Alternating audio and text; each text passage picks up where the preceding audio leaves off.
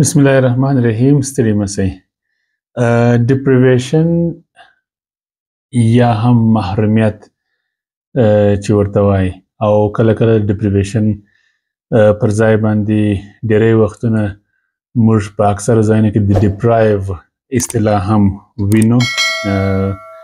ډیپریویشن اصلا د حقوقو او د خدماتو څخه محرومیت ته ویل کیږي، او محرومیت یا ډیپریویشن خدماتو ته، حقوقو ته نه لاسرسی، او یا هم د هغو څخه انکار، او یا هم د هغو نشتوالی، خصوصا د هغو خدماتو او امکاناتو نشتوالی او د هغو څخه انکار کوم چې افرادو او د ټولنو په ژوند کې مهم رول لوبوي، د دوی د ژوند اړینه او مهمه برخه ګرځي، او د دوی د ژوند پر کیفیت باندې اغیز یا هم تاثیر شیندي.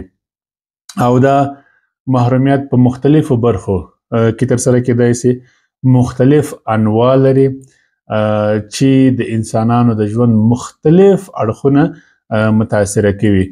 په دې کې موږ مثلا توکیز محرومیت لرو چې په دې کې غربت دی، کافي امکاناتو نه لاسرسی، دا مسایل دي. د هغې ترڅنګ موږ سوشل ډیپریویشن لرو، ټولنیز محرومیت دی، او د هغې ترڅنګ په دې کې سایکالوجیکل یا ایموشنل ډیپریویشن دی، په کافي اندازه باندې د رواني او احساساتي ملاتړ نشتوالی دی. همداسې ایجوکیشنل ډیپریویشن دی چې تعلیم څخه پاتوالی دی، او د تعلیمي امکاناتو او منابعو ته نه لاسرسی دی.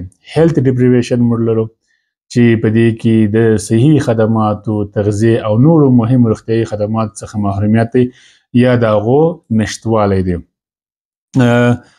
کله کله په بعضو ساحاتو کې موږ د بعضو انواعو د محرومیتونو سره هم مخامخ کیږو چې موږ یې د انوایرمنټل ډیپریویشن په نامه سره یادوو، یعنې دا محیطي محرومیت دی، کوم چې په هغه محیطي شرایط د ژوند کولو دپاره مهیا نه وي، لکه ناامنه شرایط د ژوند کولو، په محیط کې د ثبات نشتون او دې ته ورته نور. نو دغه محرومیت او د محرومیت انواع وسولې. ډیره زیاته مننه. ښې چارې.